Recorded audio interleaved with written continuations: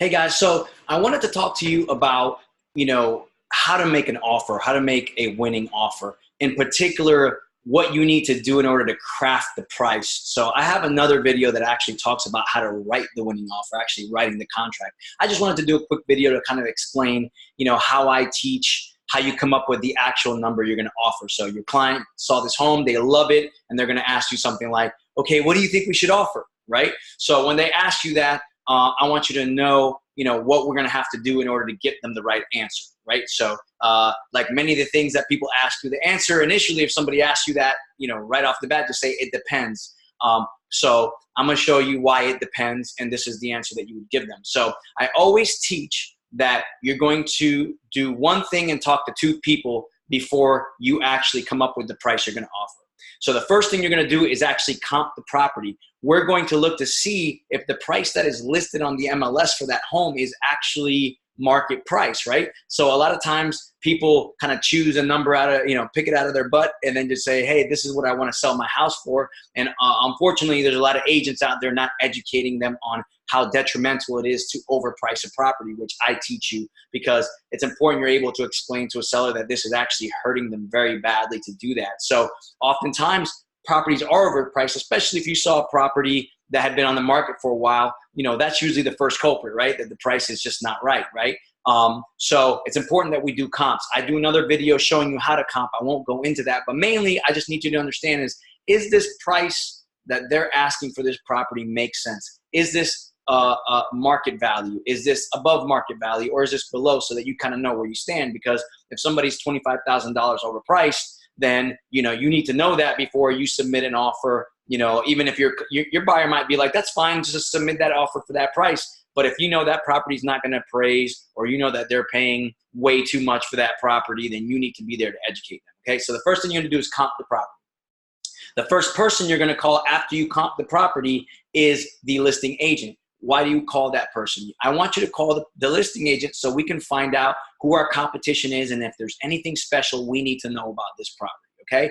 Especially, a lot of times when you're looking at a listing, you'll be able to see that there's been a history to this listing, right? Like maybe it's gone pending before and now it's back active. You want to ask questions like, hey, what happened there?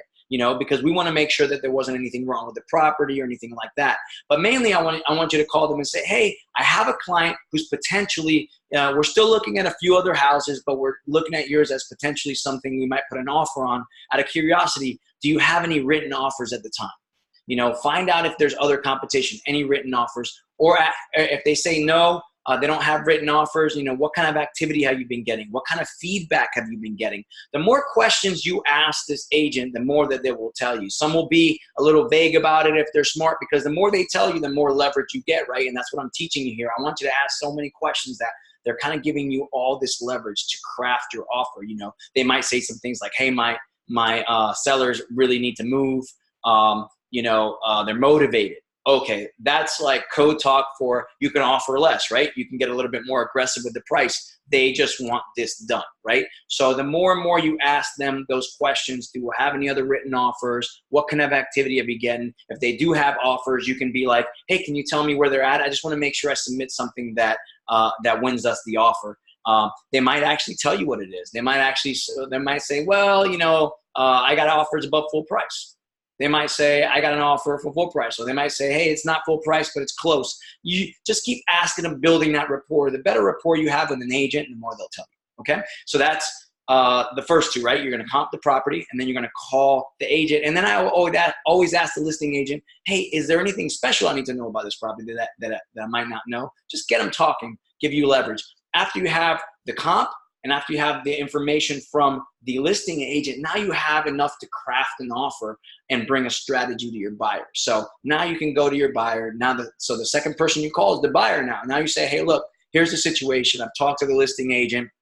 They had some offers before. There was an offer that fell through because of financing, but they're ready to sell now. But they've had a ton of activity and they've got one contract. I found out, it's probably not full price, but it's close. Hey, look, I always ask my buyers, do you love the house? And if they're like, this is the one, I want this house, then in a situation like that where there's competition, I would say, hey, okay, maybe we need to offer something close to full price then if we want to make sure we win the offer. And that's how we craft the offer.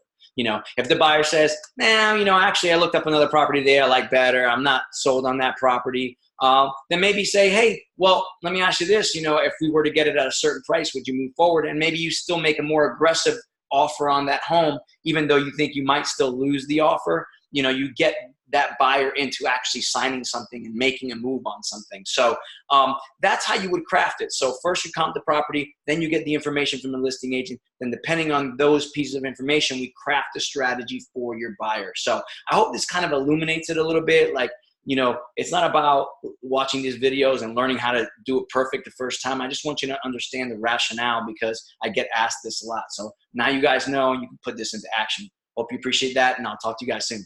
Later.